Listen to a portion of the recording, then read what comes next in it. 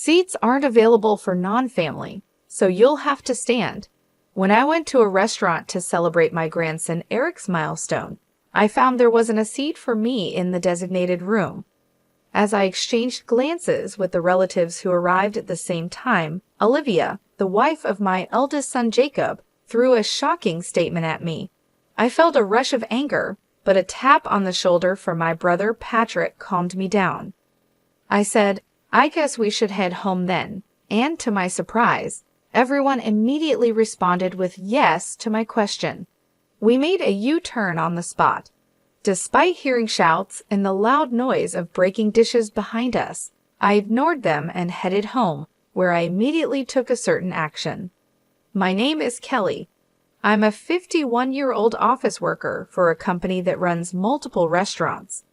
Although I'm officially listed as a store advisor, I mostly work from home. This is partly because I was born with a handicap in one leg.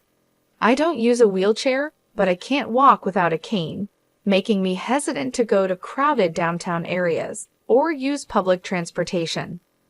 Embarrassingly, I don't visit the restaurants my company operates very often. Of course, I know this isn't good, but since losing my husband Jack suddenly to illness 3 years ago, my life has felt empty. Now I live alone in a smaller condo arranged for me by my brother Patrick. I gave the condo where I lived with Jack to my married son and his wife about 2 years ago.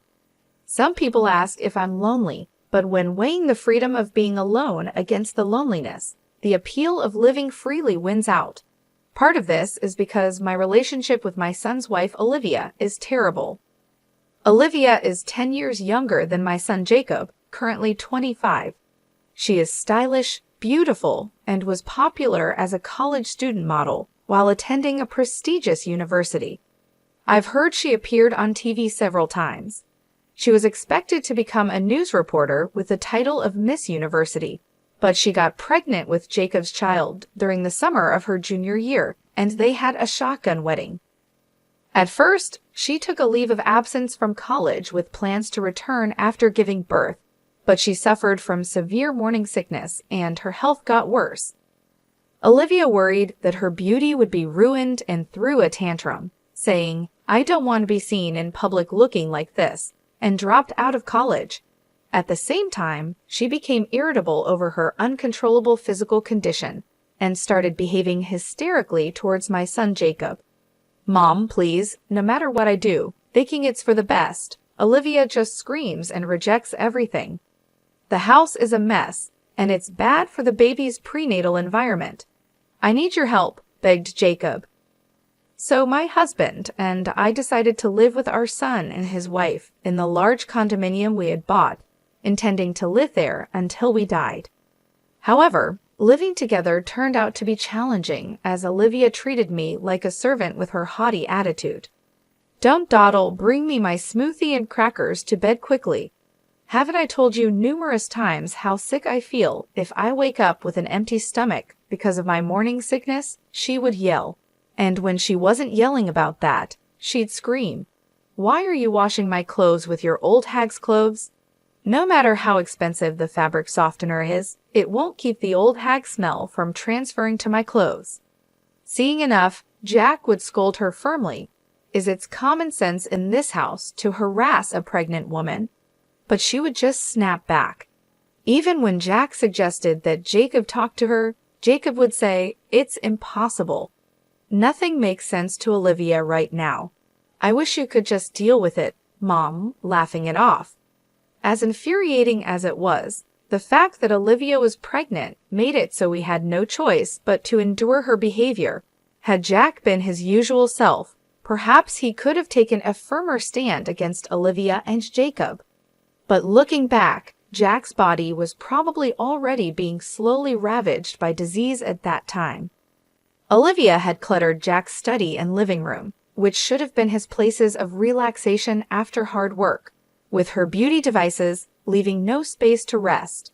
Even trying to soak in the large bathtub we had ordered to relieve his fatigue was impossible. "Taking a bath with that old bugger gives me the chills. Just use the shower stall instead," she would say.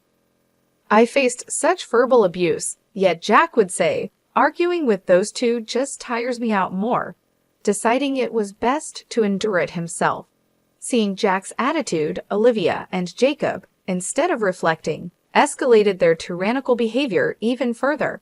As I busily managed the household chores, dragging my ailing leg around, they paid no mind.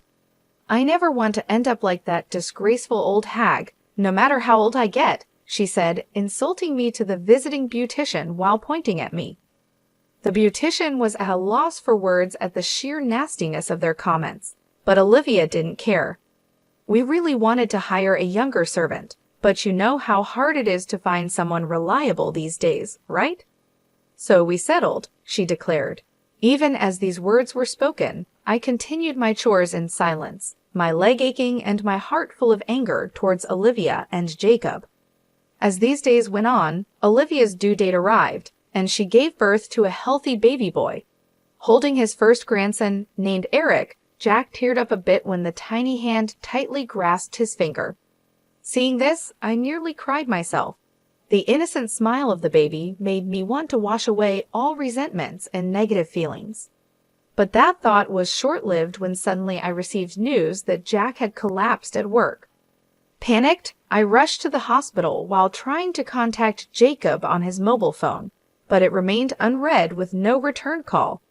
Reluctantly, I asked the company to contact him on his work-issued mobile phone, but that too was in vain with no response.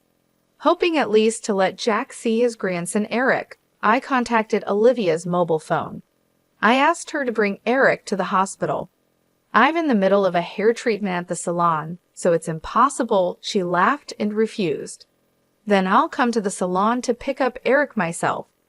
Do you really think I'd entrust a baby to an old hag who can barely walk with a cane? With that, she hung up the phone. Still, I didn't give up and kept calling Olivia and Jacob's mobile phones. But in the midst of this, the operating room light went off. Then the doctor came out and informed me that Jack had just passed away. My memories of the time that followed are a complete blank. All I can recall is a hazy scene, as if viewed through frosted glass. After the funeral, which took place amid this haze, I came down with the flu. Olivia, the baby might catch it, which would be terrible, she exclaimed dramatically and told me to leave the house immediately. Already emotionally damaged by Jack's sudden death and physically weakened by fever and cough, I had no energy left to argue with hysterical Olivia.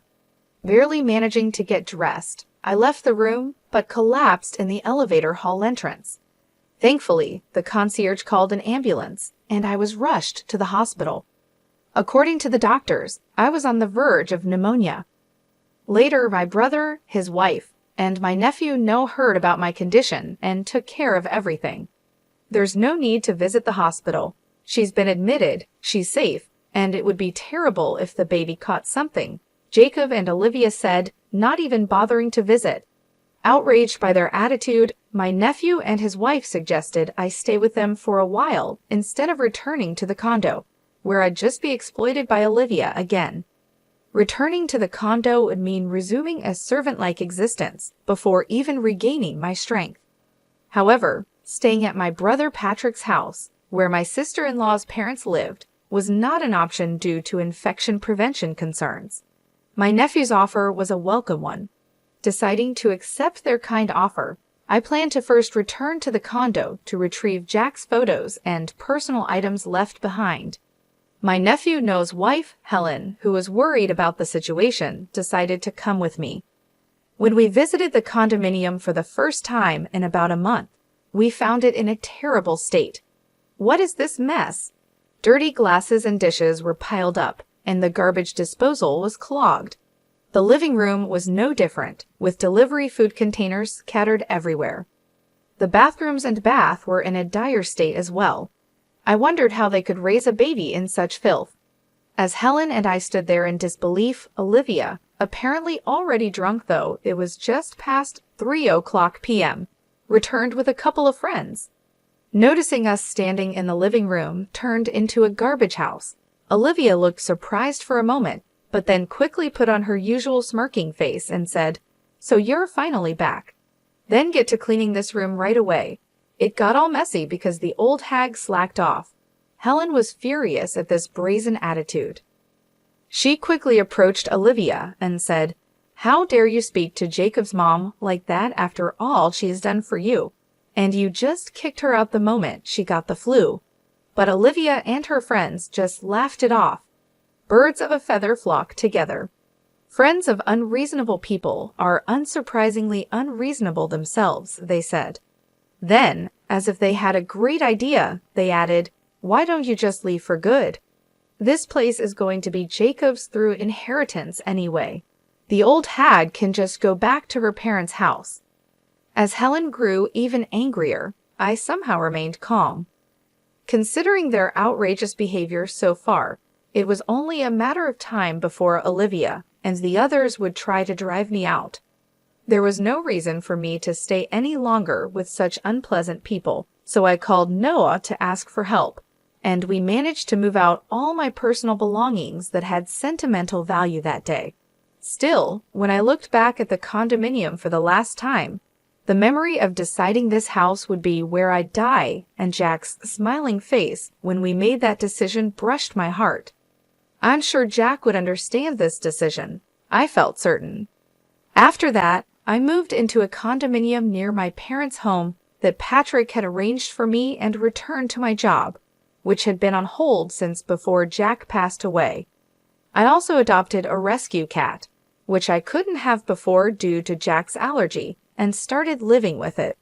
Though Jacob and I work at the same company and see each other when I go to the office, we hardly ever talk. However, one day I received an unusual message from Jacob. Curious about the sudden contact, I read the message. It was about planning a milestone celebration for Eric at a restaurant this coming weekend. It seems Olivia has invited a large number of guests, including her parents, relatives, and friends. The balance will be off if no one from our side of the family attends, he said, wanting to invite me and the relatives. Why don't you ask Jack's side of the family then? I suggested, but it seems they had already refused. Indeed, Jack's relatives live quite far away, and it's not a distance easily traveled back and forth. Moreover, today is already Friday, and there's hardly any time to prepare to leave the house. It's understandable that they refused. I was about to refuse again when Jacob, sensing my hesitation, said, "I'm sorry for everything that's happened. For Eric's sake, could you consider our request?" Though I was indeed angry with Jacob and Olivia, Eric himself is innocent. Remembering how happy Jack was about Eric's birth, I considered it. I didn't want to spoil the celebration. After hanging up and giving it some thought, I decided to attend and sent Jacob a message to let him know. On the day of the celebration, my brother and his wife, my nephew and his wife, my uncle and aunt, their children, and other relatives gathered in front of the restaurant. Helen said, "I'm here today, not for that couple, but for Kelly." While calming her down, we were led to the room, the largest in the restaurant, with low tables and chairs. This setup would be difficult for me with my mobility issues, so I asked the staff for a chair that was a bit taller. However, Olivia interrupted. "There's no extra seat, so just stand," she said loudly with her arms crossed. Seeing Olivia's smirking face, I felt more dumbfounded than angry, wondering how she could be so mean even now. Then, impulsively, I called out to my relatives, "Shall we go back home then?" Without hesitation, they all responded, yes. The guests on Olivia's side became unsettled by this. Olivia's parents came forward, apologizing to me and my brother and his wife, while hurriedly scolding Olivia. But Olivia, scolded in front of her relatives and acquaintances, became angry and started throwing anything she could get her hands on, like vases, framed pictures, and dishes. Screams, shouts, and the sound of things breaking filled the room, but we left without paying any further attention. Once the relatives and I had left the restaurant, Patrick and I decided to hold a strategy meeting in preparation for what was to come. The company were I, the late Jack, and Jacob worked was originally built by my grandfather. It's a family-owned business where our relatives own more than half of all shares, with my real brother Patrick currently serving as the CEO. Jack was Patrick's close friend since college and joined the company at Patrick's request after graduating. He married a woman who was a clerk there and had a son, Jacob. But after a long illness, his wife passed away when Jacob was in the 8th grade. Patrick, seeing Jack juggling work and home life alone, suggested I marry him, probably concerned about my future due to my disability and lack of social connections. Initially hesitant, I was swayed by Jack's words. "I'm a single father with a child, but I intend to take good care of you. Would you become part of our family?" Jacob, who became my stepson, neither showed hostility nor warmth towards me, his new stepmother. Believing it was unreasonable to expect more from Jacob so soon after losing his mom, I resolved to do my best as a stepmother when Jacob was about to graduate from college. "I want to work at the same company as Dad and Mom," Jacob said, which moved me to tears. However, this peaceful period ended when Jacob had a shotgun wedding with Olivia. After living with Olivia for a while, I couldn't ignore her domineering behavior and decided to have Jacob firmly speak to his wife. I waited for Jacob in the company's underground parking lot, but instead of seeing him alone, I saw Jacob with his arm around a married colleague, unaware I was standing just a pillar away. They were getting intimately close. The shock was enough, but then Jacob told the woman, "What if someone sees us here? We'd both get fired." She confidently replied, "I won't make such a mistake, and even if my affair gets exposed, the company can't fire me. After all, I'm the president's step-nephew." Unaware of my shocked state, Jacob continued, "My real mom was just a country girl, but my stepmother, even if just in name, is the company's executive vice president and the granddaughter of the founder. So she owns a significant share of the stocks and assets. When she passes, all of that will be mine." Then he drove off with the woman. Overwhelmed by what I had just heard, I returned home, unable to tell Jack. Replaying Jacob's words in my head, I gradually understood why Olivia always spoke so disdainfully of me and why Jacob never reprimanded her. It was as if peeling back layers to reveal the truth. Olivia likely received a similar explanation from the beginning of their marriage.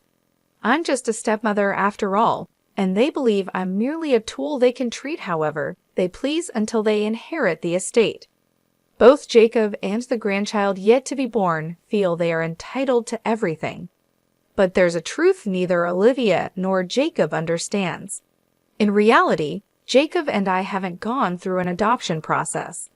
Legally, Jacob is nothing more than Jack's stepchild with no right to inherit my estate.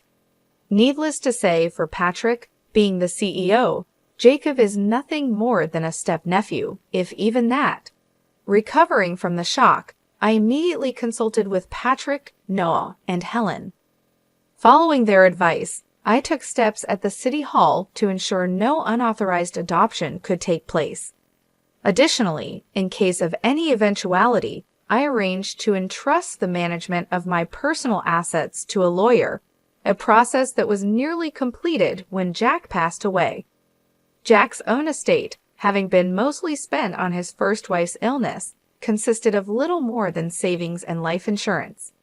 I quickly renounced my inheritance. The reason the condominium wasn't discussed during the inheritance talks is because it was never part of the estate to begin with. It's frightening how greed can blind people. Jacob and Olivia, thinking the condominium was Jack's, probably rushed to kick me out after I renounced the inheritance. I backed down quietly, not just because I wasn't in the best of health, but also because I pitied young Eric and didn't want to disrupt his living situation drastically. But this time, I've reached my limit. I originally intended to file for an eviction due to illegal occupancy of the condominium during the milestone celebration, so I promptly began the process with my lawyer. Olivia's parents dragged her to the company to apologize. We were told by Olivia that we shouldn't visit because she needed to get along with the family of the person she married. That the birth and everything would be managed by Jacob's family since an heir is being born, and we took her word for it. We had no idea things had come to this. We're truly sorry." No sooner had they been let into the living room than they apologized over and over, but it was too late for regrets. Hearing the commotion, Jacob also came running. "I had no idea my wife could be this unreasonable. I truly am sorry for what I've done to Mom," he said. But when Olivia started crying, he said to her, "We're getting a divorce. Take the kid and get out of that condominium." The look he gave me, almost growling, truly sent shivers down my spine. Seeing my reaction, Patrick looked at Jacob with a cold gaze and said, "You know that store is part of our company's chain, right? Considering the fuss you've made, you'll both be paying for the damages. As for you, stay home until you receive an official summons from the company." He then firmly kicked everyone out of the reception room. Afterward, Patrick began preparations to fire Jacob, consulting the company's legal advisor right after the milestone celebration incident.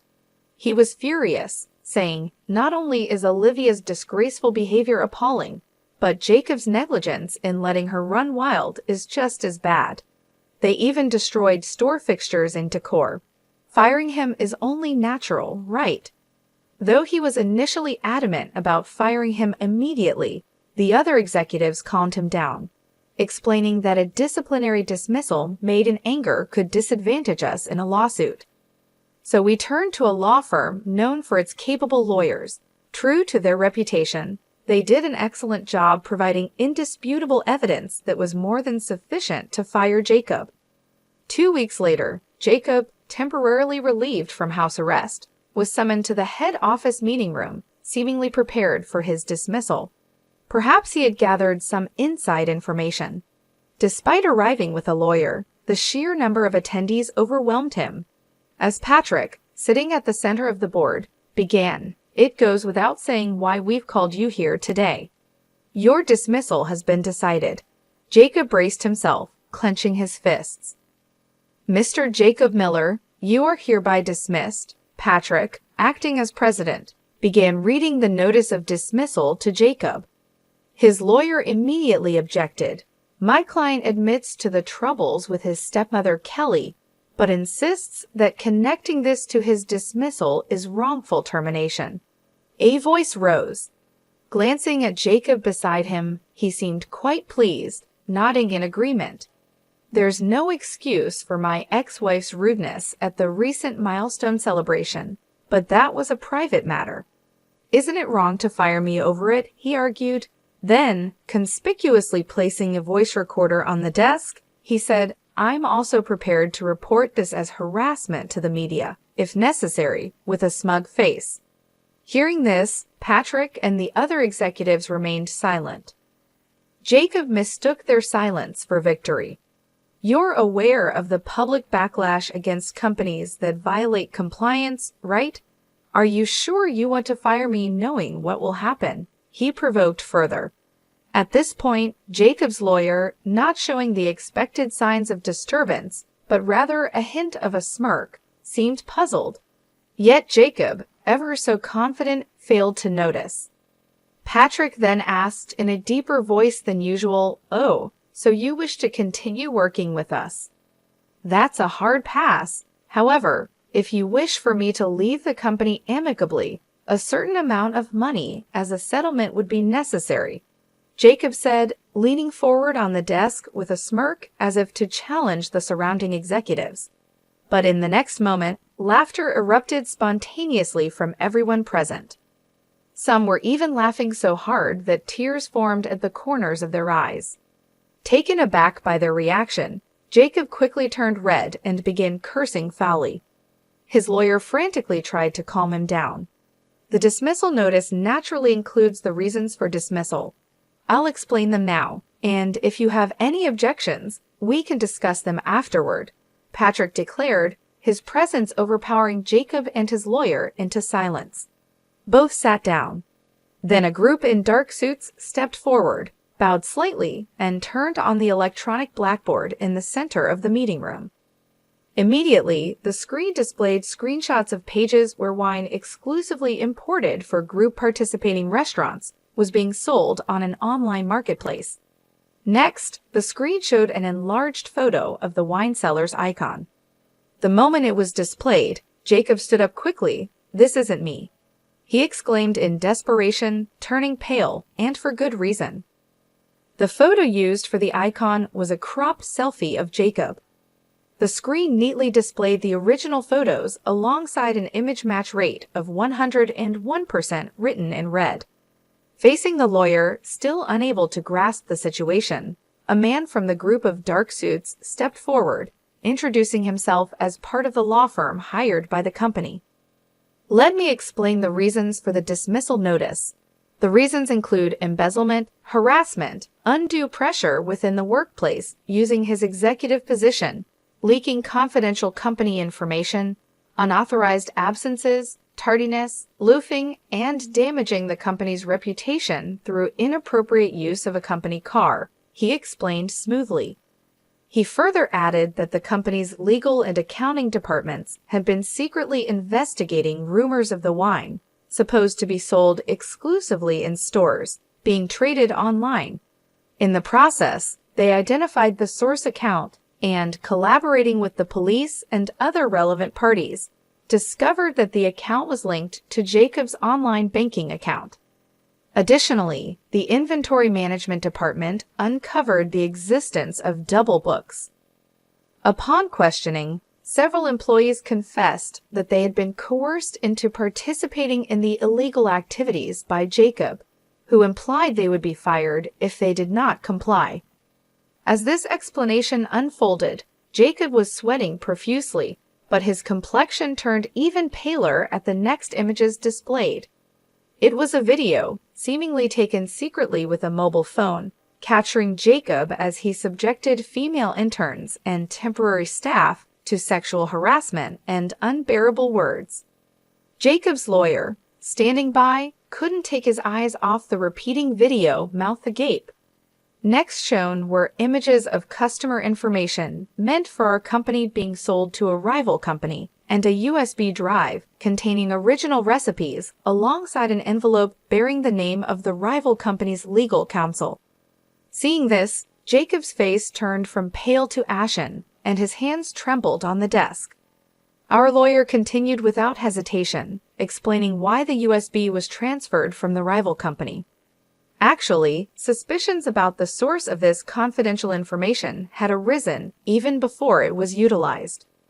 Upon rechecking the acquisition method, it was found that an employee of the rival company had obtained it from Mr. Jacob Miller in exchange for a significant amount of cash, he explained. The rival company quickly dealt with the involved employee and returned the data to us, along with documents clarifying the factual situation. Jacob's lawyer, taken aback by the continuous revelation of Jacob's misdeeds, listened in stunned silence. However, our lawyer concluded with, "While it might seem superfluous to mention now, all these illegal activities have already led to the filing of criminal complaints. Perhaps instead of discussing settlement money, you should be preparing for a criminal defense," he said with a chilling laugh. Jacob's lawyer turned red-faced. "I've heard nothing of this from my client. I cannot represent him under these circumstances. I resign," he exclaimed, glaring at Jacob before storming out of the room. Left alone, Jacob's initial bravado disappeared, and he slumped in his chair. Before he knew it, the women he had harassed in the video lined up in front of him. "We will be filing for damages as well," they firmly declared. Adding insult to injury, our lawyer continued, "Moreover, it has been confirmed through social media posts that you've been unfaithful with multiple women using company resources, even during work hours, and engaged in inappropriate actions in public. The company will, of course, include these actions in its claims for damages. So please be prepared for that," he stated, speaking pleasantly but with no smile in his eyes. Jacob finally collapsed from his chair, sitting on the floor in defeat. As Patrick and the lawyer had declared, Jacob was swiftly dismissed for misconduct. In the investigation that followed, Jacob, who was interrogated for embezzlement, tried to negotiate a settlement to avoid a prison sentence. However, finding a willing lawyer proved difficult, and he struggled to even pay the retainer fees. Eventually, he managed to cover the lawyer fees and compensation payments using the inheritance from his father, avoiding jail time for embezzlement. Yet, unable to prepare for the compensation claims for leaking confidential information, the emotional damages claimed by the women, and the defamation lawsuits, Jacob found himself buried in debt. Olivia, understandably furious at being quickly discarded by Jacob for his own protection, filed for asset division, damages, and child support. In a defiant stance, Jacob demanded, "Then let's have a DNA test for the child," prioritizing the investigation of paternity over financial concerns. Confidently agreeing, Olivia was shocked when the results showed the child wasn't Jacob's biological offspring. Investigations by a detective hired by Jacob revealed Olivia had multiple partners at the time of their shotgun marriage, one of whom was the biological father, disproving any parental relationship between Jacob and the child. However, legally, Eric was still considered Jacob's child. Knowing he couldn't escape from the obligation of child support, Jacob initiated mediation to confirm the absence of a parental relationship. While a lengthy resolution was expected, the public exposure of Olivia's turbulent private life in court was something her parents wanted to avoid at all costs, leading to an explosive reaction. "Stop bringing shame upon us.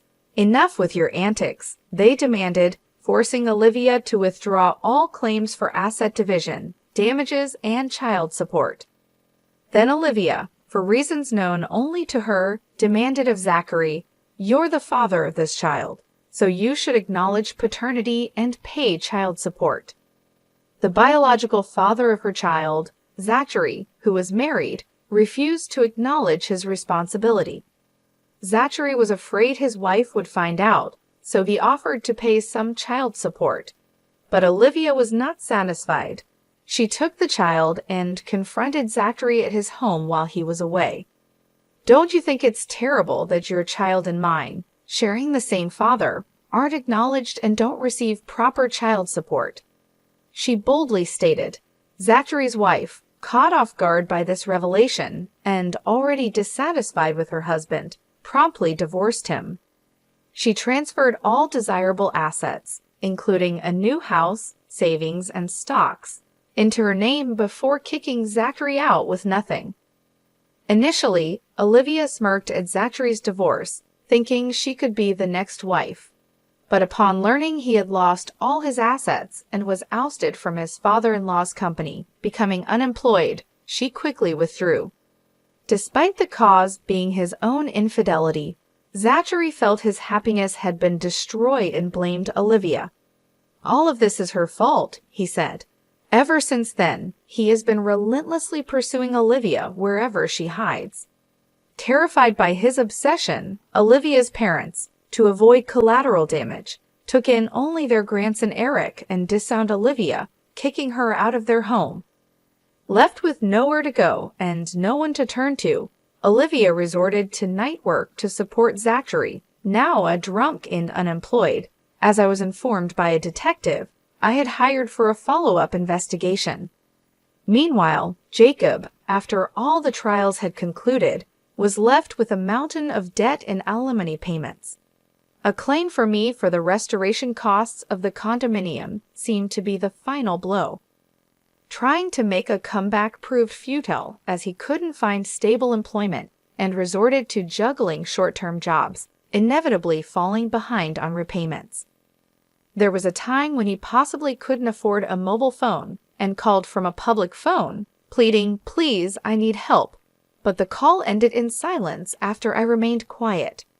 Rumors suggest he was last seen being taken to a work site by barely legal debt collectors, but his whereabouts since then remain unknown. As for myself, taking this experience into account, I've become more actively involved in work. I used to think of myself as a decorative executive, a burden to my family, contributing nothing. However, during this ordeal, the company's female employees encouraged me. Even with accessible stores, its true usability can't be known without directly asking the users. Kelly, you could surely bridge that gap. Have more confidence in yourself. Getting more involved in on-site work made me realize I had become a pro at finding reasons for why I can't do this or that's impossible. Regretting not realizing this sooner, I'm now 51 with 9 years left until retirement. Rather than mourning the irretrievable past, I'm determined to make the most of these next 9 years. My current goal is to earn an extension of my retirement from Patrick and our relatives, and to report this achievement to Jack, who has passed away.